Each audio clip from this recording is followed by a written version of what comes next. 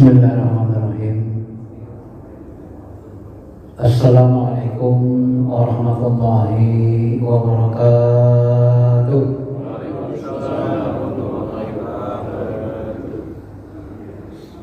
Alhamdulillahirabbil alamin wal aqibatu lil muttaqin. Allahumma shalli ala habibina syafi'ina Muhammadin wa ala alihi wa sahbihi ajma'in.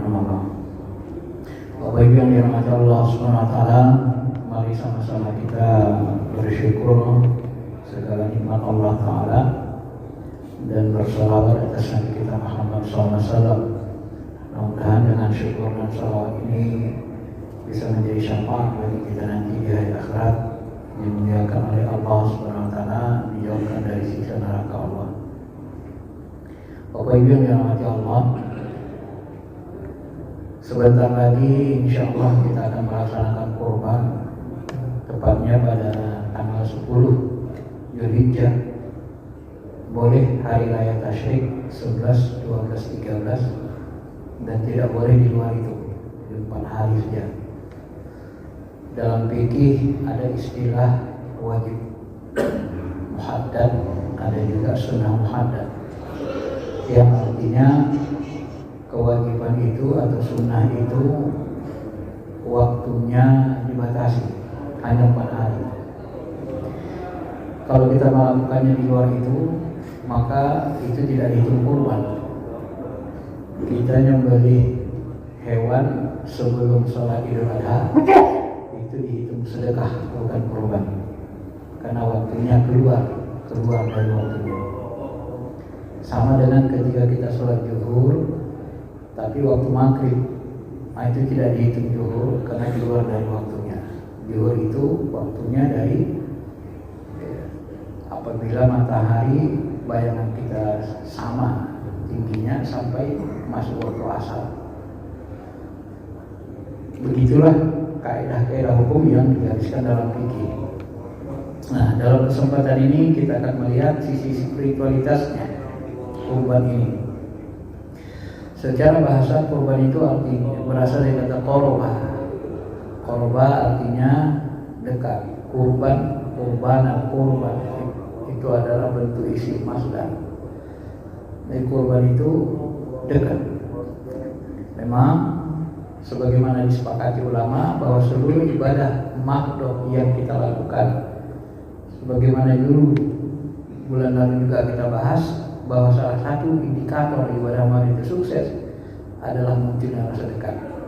Dan rasa dekat ini salah satu tujuan ibadah amal. Ya. Maka sering dan selalu ulama-ulama kita menyebut, para ustadz kita juga menyebut, ayo kita beribadah dalam rangka taqarrub, dalam rangka taqarrub, mendekatkan diri kepada Allah Subhanahu wa taala. Bapak Ibu yang dirahmati Allah, kurban ini dalam fikih juga sering disebut dengan istilah ulhiyah atau adhiyah. Kenapa disebut begitu? Karena ini sama dengan duha, akar katanya. Duha itu bisa dikonversi menjadi adhiyah. Maka disinilah juga dipahami juga ada kaitannya bahwa pengorbanan itu atau korban itu dilakukan waktu duha, masuk duha dulu, baru kita bisa melaksanakan ibadah korban. Jadi korban itu, tapi yang paling tepatnya adalah sesudah kita melaksanakan sholat Idul Adha. Namun kalau sudah duha masuk, kemudian Idul Adhanya sholatnya jam 9, jam 10, sah nggak korban yang jam 8? Sah, karena sholatnya tadi yang dilamakan. Jadi bukan berkaitan dengan sholatnya, fikihnya begitu ya. Kan kadang-kadang ada orang yang sholat Idul Adhanya, apalagi kita ada 3 waktu, Indonesia Barat, Timur, dan Indonesia bagian lainnya. Selisihnya hampir 1 jam. Bapak Ibu yang dirahmati Allah Subhanahu wa taala. Nah, sebagaimana kita ketahui bahwa ibadah kurban ini adalah ibadah nampak kilas. Yang melakukannya sejarahnya adalah Nabi Ibrahim, di mana Nabi Ibrahim ini mengorbankan Ismail.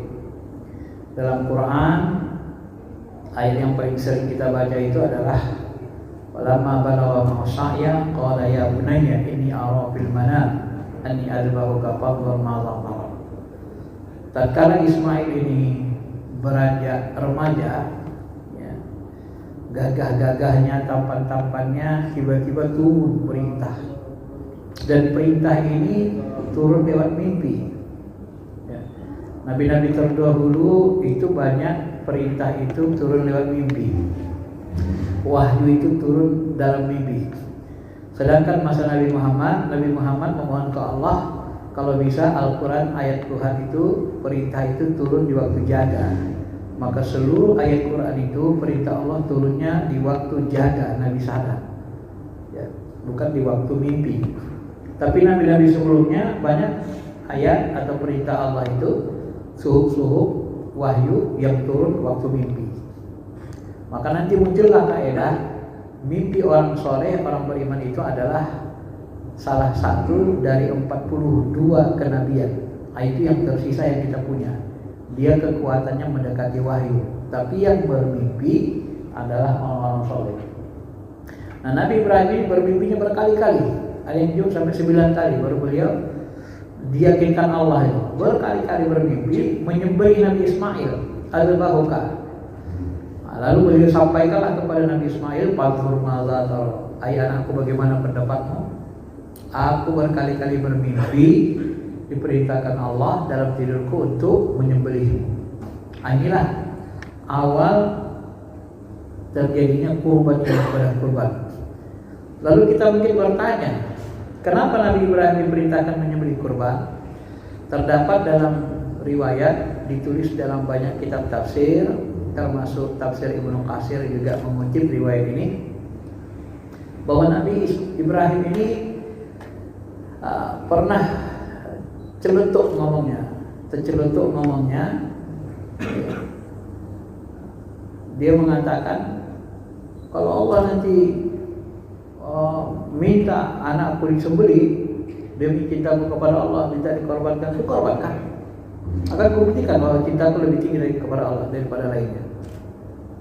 Maka bahasa-bahasa Nabi seperti ini selalu dicatat malaikat, ya, catat malaikat.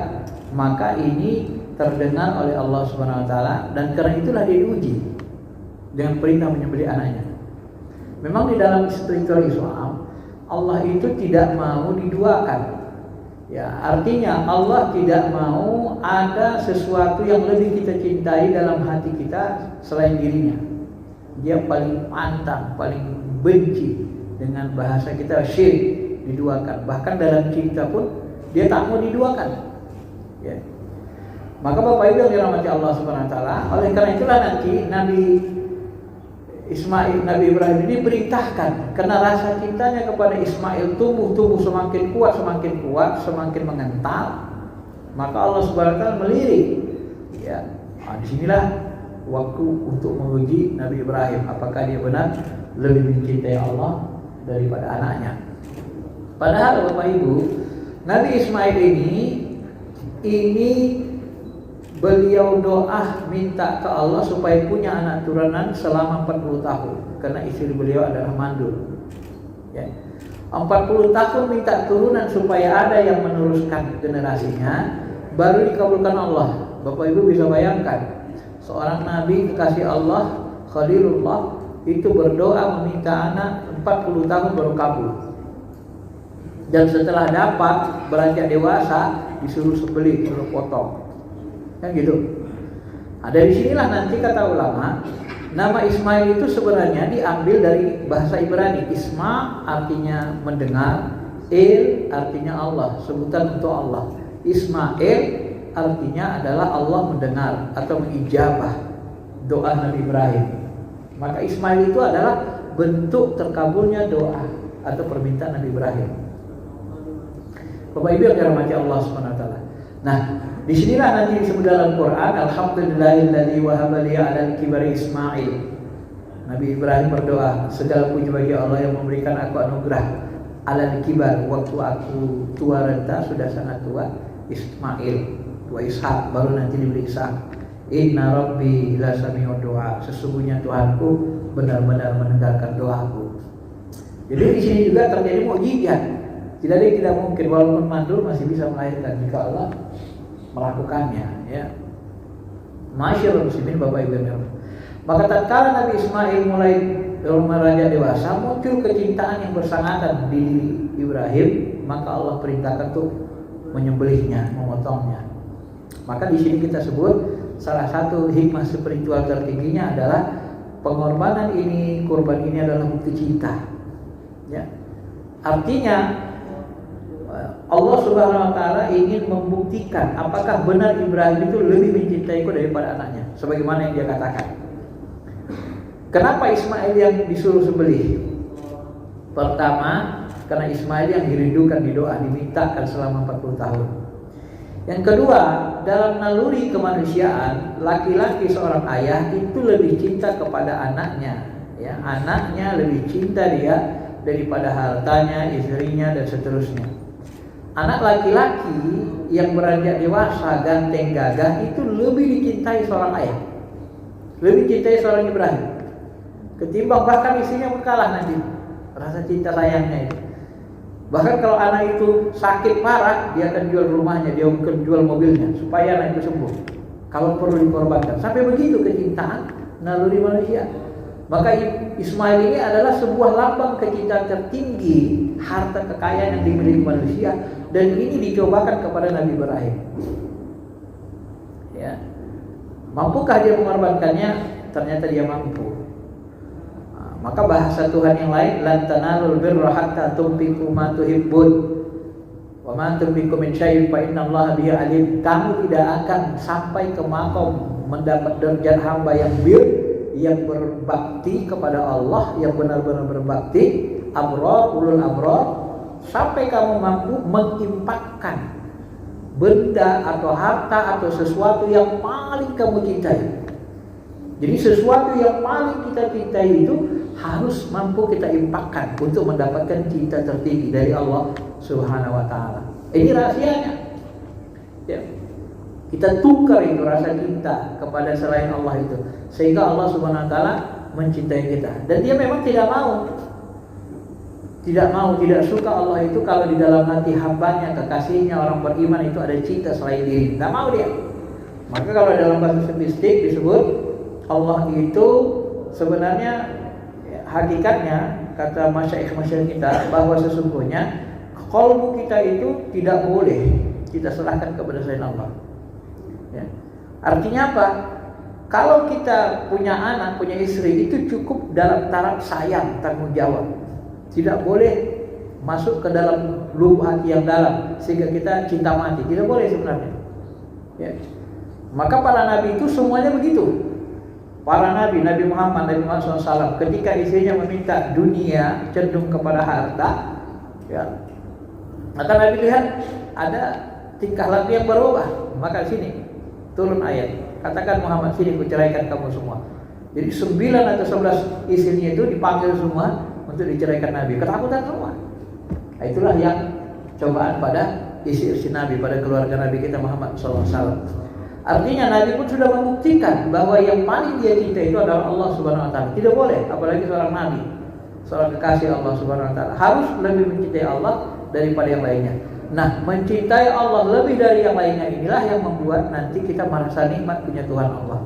Nah, inilah yang disebut salah satu mangkunna fihi wajada halawatal iman. Ada 3 perkara yang kalau kamu punya baru kamu merasakan betapa manisnya, nikmatnya keimanan itu.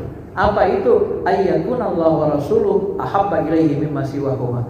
Kalau kalbu kamu sampai ke makam cinta kepada Allah, kepada Rasul lebih dari segalanya, barulah kamu merasakan nikmat punya Tuhan Allah, nikmatnya beriman. Kenapa? Karena cinta itu akan melahirkan sebuah kenikmatan tertinggi dalam rasa kita. Tidak ada kenikmatan yang tertinggi daripada rasa cinta. Mencintai Allah, rasa cinta kepada Allah akan melahirkan rindu akan melahirkan memandang. Kita akan memandang Allah Subhanahu wa taala melalui rasa rindu itu apabila dibukakan Allah hijab-hijab dari kalbu kita. Tapi kalau kita tidak punya rasa cinta, maka kita tidak akan mampu memandang Allah Subhanahu wa taala. Karena rasa cinta memandang Allah itu ma'rifat itu didahului dari rasa cinta dulu. Baru nanti ma'rifatnya sempurna, dibukakan hijab, baru semakin cinta semakin rindu, barulah kita nanti diberikan ma'rifat yang sempurna. Kata Al-Ghazali, ma'rifat sempurna itu pun nanti kita peroleh setelah kita dibukakan hijab memandang menyaksikan Allah Subhanahu wa taala. Adapun orang-orang yang belum mengenal Allah dan dia pura-pura mencintai Allah, kata Al-Ghazali, itu adalah namanya cinta monyet dalam bahasa kehidupan hari-hari. Masyaallah muslimin, Bapak Ibu yang dirahmati Allah Subhanahu wa taala. Nah, ini yang pertama adalah sebagai bukti rasa cinta Nabi Ibrahim kepada Allah Subhanahu wa taala. Kemudian Bapak Ibu, secara syariatnya lagi, kata kurban ini disebutkan Allah dalam beberapa ayat seperti Al-Imran 183, Al-Maidah 27, Al-Ahqaf 28. Ya. Kalau Ali-Imran 183 di sini disebut alladzina qalu innallaha aida ilaina alla nu'mina bi rasulin hatta ya'tiyana bi qurbanin ta'kulun nar. Nah, di sini disebut orang-orang Yahudi yang mengatakan sesungguhnya Allah telah memerintahkan kepada kami agar tidak beriman kepada seorang rasul sebelum dia mendatangkan kepada kami kurban yang dimakan api yang datang dari langit. Katakanlah Muhammad, sungguh beberapa rasul sebelumku telah datang dengan membawa bukti-bukti yang nyata dan membawa apa yang kamu sebutkan. Tetapi mengapa kamu membunuh mereka jika kamu orang-orang yang benar? Nah, dulu kan Nabi Musa diminta kaum Yahudi supaya menurunkan hidangan dari langit, diturunkan Allah juga ya. Jadi itu diturunkan, nah mereka perangi juga Nabi Musa. Nabi-nabi Allah tetap dibunuh oleh mereka dan seterusnya dan seterusnya. Ini bahasa kurban ya yang disebutkan dalam Quran. Kemudian dalam Al-Maidah 27 ini kata-kata kurban disebutkan idz qarraba qurbanan fatuqabbila min ahadihima. Ini cerita anak Nabi Adam. Wa tu alaihi naba aban Adam. Ceritakan kepada manusia cerita kisah anak Nabi Adam antara Qabil dan Habil yang kita kenal dengan Qabil dan Habil. Jadi Qabil ini termasuk orang yang ditolak kurbannya, padahal namanya Qabil. Qabil itu kan nerima sebenarnya, diterima kan, tapi ternyata dia tidak sama namanya dengan perbuatannya. Malah si Qabil ini yang nakal, yang mau membunuh saudaranya si Habil. Ya. Nah, makanya korban si Qabil ini ditolak oleh Allah karena ketidakikhlasan, sedangkan Habil saudaranya ini termasuk orang yang beriman bertakwa dan beliau yang diterima kurbannya. Nah, jadi korban ini pun sudah ada sejak syariatnya pada masa Nabi Adam. Itu baik. Jadi orang dulu pun ternyata berkorban. Cuma hanya di masa kita Nabi Muhammad mengatakan kurban ini wajib bagi Nabi, sunnah bagi kita umatnya, pengikutnya. Tapi bagi Nabi wajib. Maka dalam syariat Islam ada beberapa hal yang diwajibkan Nabi untuk dirinya, untuk kita sunnah, anjuran. Salat witir itu wajib, Nabi tak pernah meninggalkannya. Ya, termasuk yang Nabi wajibkan bagi beliau itu kurban ini, dan itu tidak wajib bagi kita. Termasuk tahajud juga kata ulama itu wajib bagi Rasul, bagi kita sunnah saja. Ya. Bapak Ibu yang dirahmati Allah Subhanahu wa taala. Nah, kemudian dalam ayat ketiga bahasa kurban ini disebut kurbanan ilaha alihatan. Ini kurban ini dianggap alat untuk mendekatkan diri. Ini kata ini digunakan oleh orang-orang kafir Quraisy yang menyembah berhala dan mereka menganggap itu sebagai kurbanan. Nah, jadi dari sini dapat kita maknai bahwa kurban itu memang alat atau wasilah untuk mendekatkan diri kepada Allah. Tetapi wasilah yang dimenangkan itu adalah mengikuti perintah Allah. Apa perintah Allah? Menyembelih kambing, onta, menyembelih sesuatu yang kita cintai dalam bentuk binatang. Itu yang disyariatkan. Bukan cara kita mendekatkan Allah dengan cara yang dikutuk oleh Allah. Bagaimana caranya? Menyembah Allah lewat berhala. Ini cara yang tidak disukai Allah. Karena berhala itu bukan sesuatu yang diperintahkan Allah, bukan sesuatu yang diciptakan Allah untuk didekati, disembah. Ya. Ini perbedaannya nanti. Tapi kalau kita ziarah makam wali dengan harapan karena wali Allah ini adalah kekasih Allah, dengan harapan kita dapat berkah juga dekat dengan para kekasihnya, itu tak masalah. Karena ziarah makam wali orang-orang soleh itu diberkahi. Karena keberkahan hidup itu, kata Nabi SAW dalam sebuah hadis, adalah akabirhum, ada berada di tangan orang-orang pembesar-pembesar, ulama-ulama besar kalian. Nah, di tangan ulama-ulama besar ini ada keberkahan Allah di situ. Nah, maka ketika orang ziarah makam wali, dia ingin mendapatkan berkah, enggak masalah. Kenapa enggak masalah? Karena ziarah itu dianjurkan. Ziarah itu sesuatu yang baik. Sesuatu yang baik itu selalu berisi berkah. Ya. Sesuatu yang baik itu berisi berkah. Banyak kebaikan-kebaikan yang dianjurkan Allah ini yang berisi berkah. Ya. Tetapi yang tidak boleh memang kita menyembah. Nah, jadi bukan berarti kita ziarah makam wali menyembah wali, bukan begitu bahasanya ya. Coba bedakan antara berhala dengan wali Allah. Berhala ini patung, benda mati. Wali Allah itu kekasih Allah, tidak sama. Itu bedanya antara langit dan bumi. Apalagi kalau disembah. Ya. Nah, itu harus dipahami ya. Tidak bisa disamakan.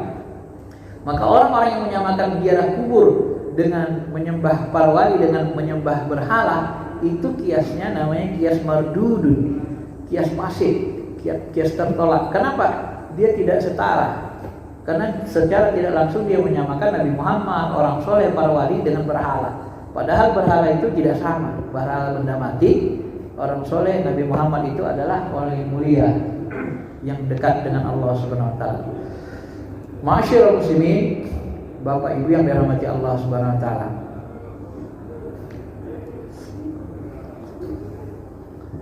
Kemudian kita ambil dari sisi apanya lagi, spiritualnya yang berkaitan dengan syariatnya juga. Kurban ini adalah dalam rangka untuk, tadi sudah kita sebut, sarana dekat, termasuk tanda takwa dan tanda cinta, dalam rangka untuk mendekatkan kita kepada Allah dan supaya kita sampai kepada maqam takwa. Maka tuh Allah Subhanahu wa taala membahasakan begini, la yanalullahu luhumha wala dima'uha walakin yanalut taqwa. Tidak akan sampai kepada Allah daging dan darah binatang ternak itu, tetapi yang sampai adalah ketakwaan yang kamu punya. Takwa itu kan ketaatan, imtisarul awamir wa ijtinabun nawahi. Jadi ketaatan kita itu yang diperhatikan Allah kepada kita. Kalau daging sama darahnya, Allah kan gak makan daging sama darah. Yang makan daging kan setan, jin, ya kan, makan darah, ya kan? Yang makan daging kita, makan tulang jin. Allah nggak makan itu, jadi itu tidak sampai, tidak dibutuhkan Allah. Jadi yang sampai apa? Yang sampai adalah yang tak berpisik. Maka dari sini nanti kita pahami bapak ibu yang dirahmati Allah. Sebenarnya Allah itu dalam akidah sunnah wal jamaah, dia punya sifat ma'ani dan maknawi. Dia tidak punya sifat fisik. Maka sifat-sifat fisik itu tidak sampai ke dia. Gitu. Ya. Kenapa? Karena Allah bukan berfisik, tidak berjisim dia. Maka daging itu tak sampai, darah itu tak sampai. Kenapa? Karena itu bukan kebutuhan Allah. Daging kebutuhan manusia, tulang kebutuhan jin, darah kebutuhan jin setan. Begitu kan? Nah, yang Allah sukai, yang Allah senangi apa? Yang senangi adalah ketaatan, ketakwaan. Ketakwaan itu maknawi. Dia tidak ada jisimnya, tidak ada bentuknya. Nah, jadi sifat dia. Sebenarnya begitu, makanya Tuhan sering membahasakan hal-hal seperti ini ya, supaya kita lebih memahami bahwa sesungguhnya Allah itu tidak menginginkan harta kita, yang menginginkan kalbu kita tadi, ketaatan kita tadi, ketakwaan, kecintaan. Nah, Allah mau lihat kecintaan kita. Cinta itu non fisik, maknawi, sifatnya maknawi, sifatnya makna. Jangan fisiknya. Cinta itu, karena itu yang dilihat Allah Subhanahu wa taala. Ketaatan dan kecintaan tadi, termasuk ketakwaan. Ma'asyiral muslimin, Bapak Ibu yang dirahmati Allah Subhanahu wa taala. Di samping itu, kurban ini juga merupakan bukti rasa syukur. Ini diucapkan Allah dalam beberapa ayat, termasuk yang paling sering kita baca, inna a'tainakal kautsar fasholli lirabbika wanhar inna syani'aka wal abtar. Sungguh aku telah memberimu al-kautsar, nikmat yang banyak. Dari sini nanti muncul telaga Kausar. Allah Subhanahu wa taala memberikan kenikmatan yang banyak. Telaga Kausar, air yang banyak itu kadang-kadang diidentikan, ditafsirkan dengan kenikmatan.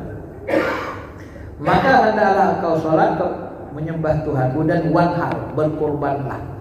Nah, dari sini dipahami kita disuruh bersyukur. Pemberian Allah ini syukur banyak sekali. Dan Allah untuk meminta kita membuktikan rasa kita, rasa ketaatan kita kepada Allah dengan korban.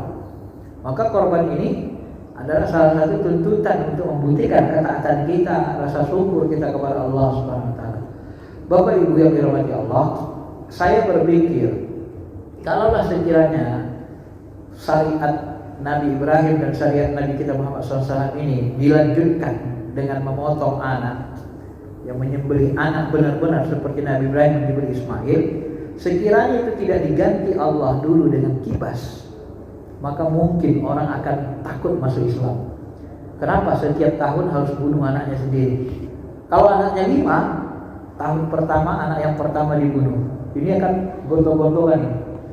Yang 5 ini kan duel, siapa yang mau dipotong duluan? Ya kan? Sulit.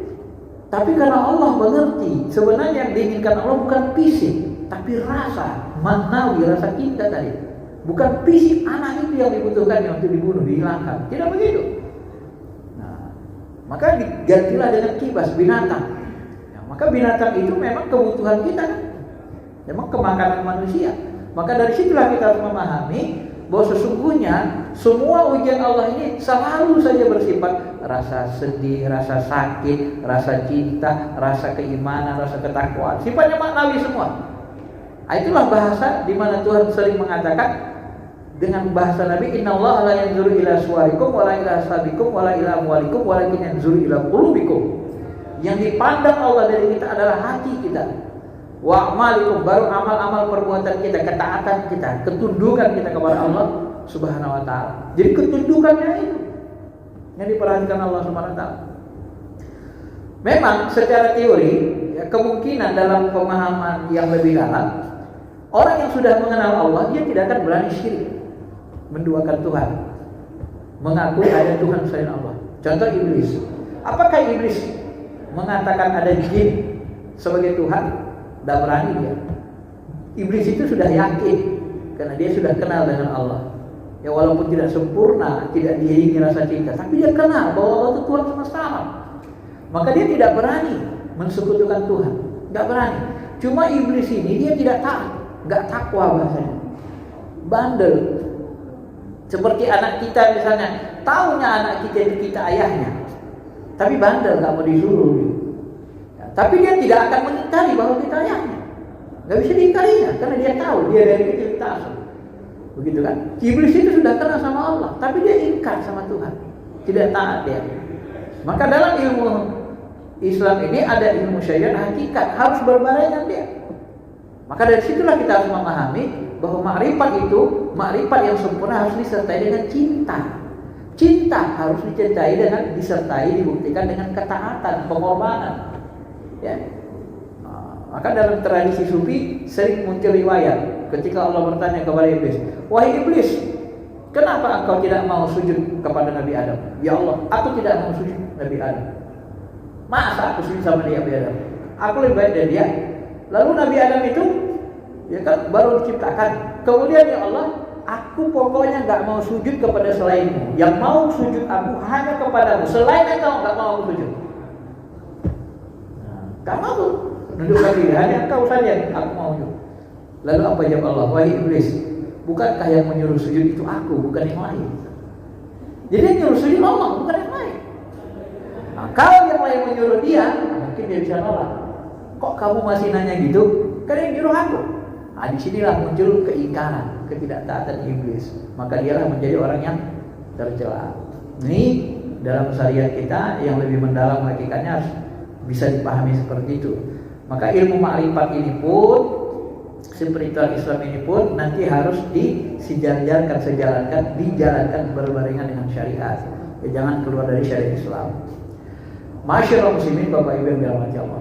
Kemudian yang keempat, sebagaimana seluruh amalan ini dia sifatnya membersihkan rohani, membersihkan diri.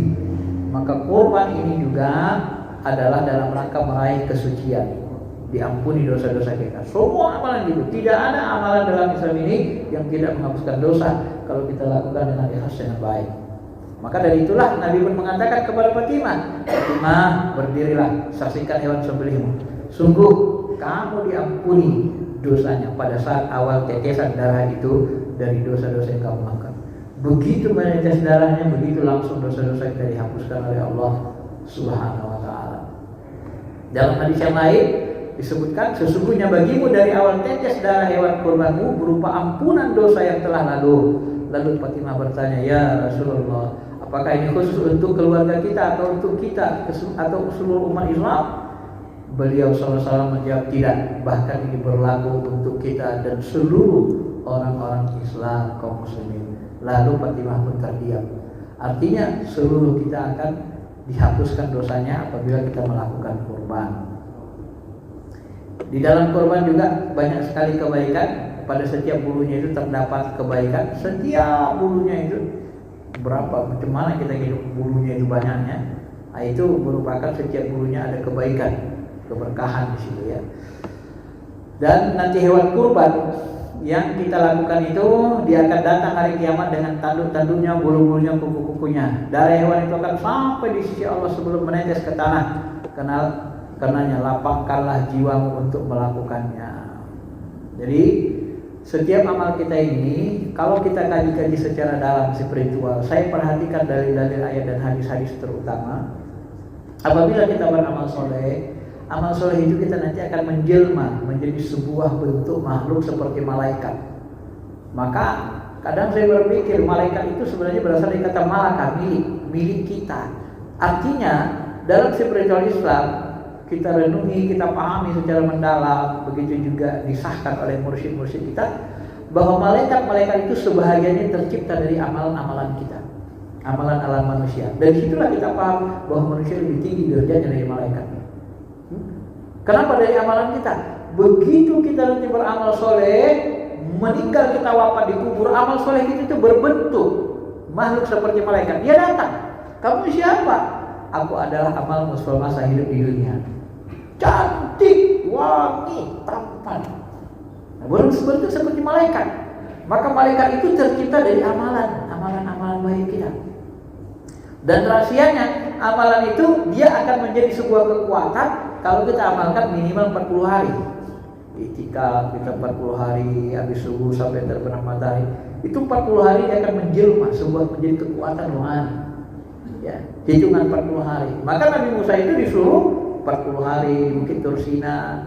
Ya, ada yang menyebutkan Nabi Muhammad itu 3 kali 40 hari di Gua Hira, gitu ya. Walaupun ada yang menyebutkan 3,5 tahun beliau di situ dan berbagai riwayat lainnya. Nah, disinilah hitungan 40 hari itu bukan hitungan sesuka hati kita. Nah, itu ada isyarat, petunjuk dari Al-Quran, dari Sunnah Rasulullah SAW. Maka disitulah kita memahami bahwasanya kenapa manusia lebih mulia dari malaikat. Malaikat itu hadir, bisa tercipta dari amalan manusia. Maka amalan kurban kita bukan kurban kita dalam bentuk fisik. Kalau masuk ke alam rohani dalam bentuk rohani, tidak lagi dalam bentuk kurban fisik hewan beneran, tapi hewan bentuk rohani yang hadir. Nah, kalau sudah dalam bentuk rohani, berarti dia kan sejenis burung, sebangsa malaikat atau pri namanya kan, bahasa lainnya kan. Nah, jadi kalau makhluk-makhluk di bawah malaikat, istilah orang pri itu binatang-binatang pilihan itu ya sebangsa pri begitu. Nah, itu yang ditunggang oleh Rasulullah, dan itulah menjadi tunggangan kita. Nah, ini disebut Nabi kita SAW. Jadi nanti dia hadir ya, di menghadap kita. Dan yang terakhir Bapak Ibu yang dirahmati Allah, dari sisi spiritualnya, ketika kita menyembelih kurban, boleh juga ya diniatkan di samping kita mengharap ridha Allah, itu yang paling utama kan, ya menghapuskan dosa, banyak manfaatnya. Dan boleh juga kurban yang kita sembelih itu adalah untuk memusnahkan sifat-sifat kebinatangan dalam diri kita, ya, sifat-sifat kebinatangan. Nah, dalam sisi spiritualnya, ulama-ulama tasawuf, ulama-ulama besar tasawuf, misalnya Syekh Abdul Qadir Jilani dalam Surah Asy-Syura itu dia sebut minimal 10 hewan binatang yang menjadi sifat manusiawi. Pertama, sifat harimau ini melambangkan sifat sombong. Ya, harimau sifat sombong. Ada namanya sifat singa. Singa itu sombong, ujub, merasa lebih hebat, dia raja di raja. Beruang, sifat beruang itu orangnya pemarah, selalu ingin mengalahkan orang lain. Kalau dia orang lain itu lebih hebat dari dia, kalah dia doang, dia marah, gak bisa orang lebih hebat dari saya gitu kan. Ada manusia sifat serigala, suka barang haram dan subhat, suka kali dengan barang haram, senang sekali makan haram, ya. Main judi, main khamar, judi online macam-macam, ya. Kemudian ada sifat anjing. Anjing ini sifatnya ubud dunia, suka marah memaksa dalam urusan dunia. Kalau nggak dikasih dia dalam urusan dunia, marah dia, paksanya terus kasih dia marah-marah, ya. Padahal sebenarnya rezeki Allah itu kita itu sudah diatur oleh Allah. Kita hanya jalanin syariat saja. Tak boleh kita maksa-maksa sampai nanti kepada yang haram, gitu kan.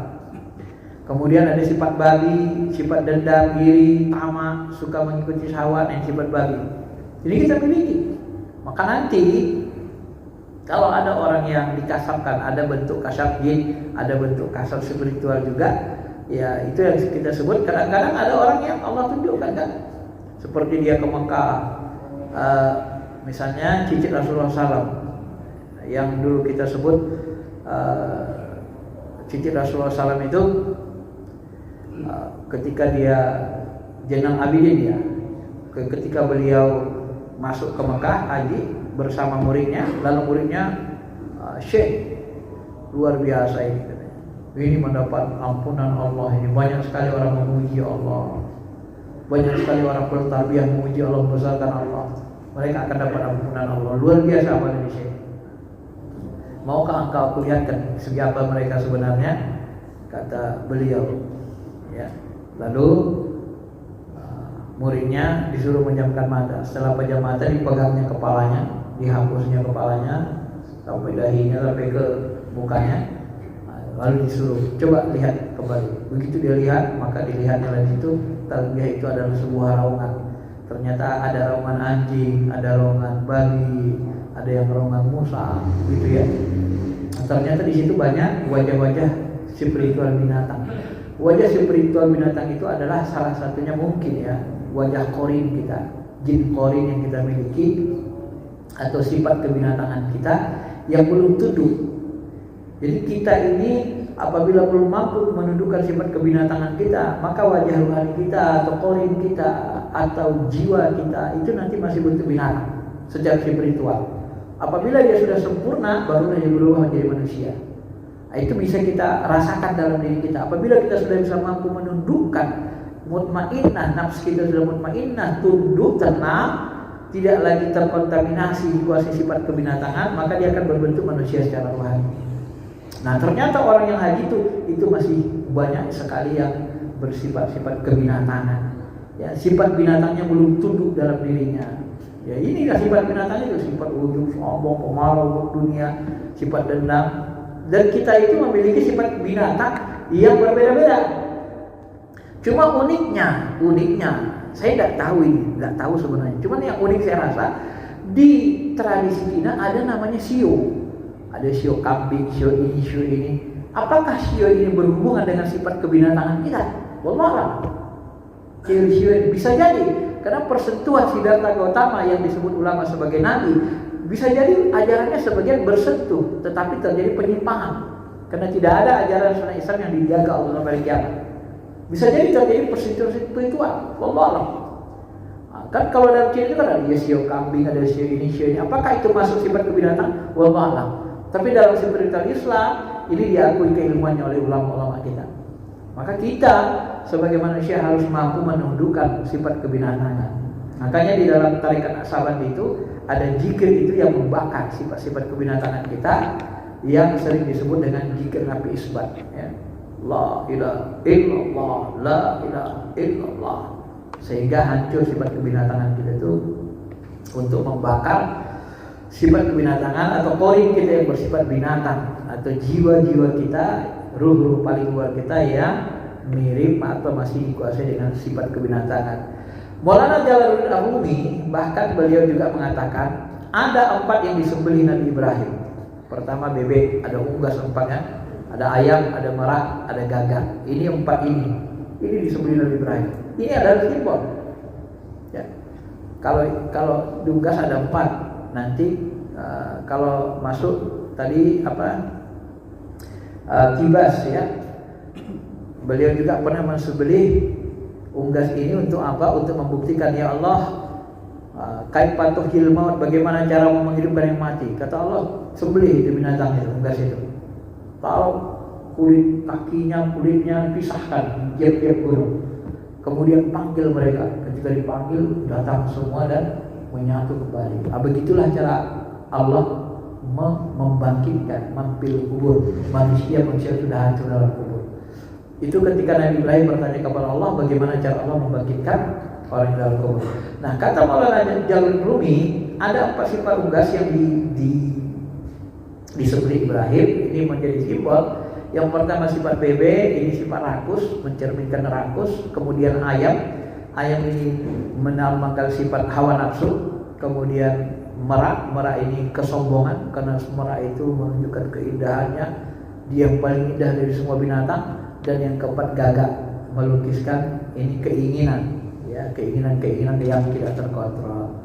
Nah, inilah makna-makna yang bisa kita tangkap dari amalan ibadah kurban ini, di mana memang tujuannya adalah untuk mendekatkan diri kepada Allah, sebagaimana kita sebutkan bulan lalu bahwa sesungguhnya nanti ibadah madu itu akan larinya semua begitu, mendekatkan diri, kemudian muncul rasa cinta, barulah nanti kita muncul rasa panah, bahwa kita berbuat itu hanya semata-mata karena Allah, ketundukan, ya, khusyuk namanya, tunduk patuh, dan kita merasa bukan kita yang berbuat lagi, panah. Nah, itu sebenarnya lari semua amalan spiritual Islam, ibadah amalan itu kesana larinya nanti. Kurban pun begitu sebenarnya. Ternyata kita lihat seperti itu. Dia menunjukkan wajar saja kalau Ibnu Taimiyah mengatakan ibadah itu sebenarnya adalah harus berisi unsur apa? Unsur ketundukan, kepatuhan, unsur cinta, dan unsur rasa dekat. Jadi rasa dekat, cinta, dan ketundukan itu harus ada dalam ibadah itu, baru dia sempurna. Kalau dia tidak ada, maka ibadah kita tidak menjadi sempurna. Itulah rahasia bagaimana kita harus beribadah dan melaksanakan ibadah kurban. Mudah-mudahan bisa dipahami.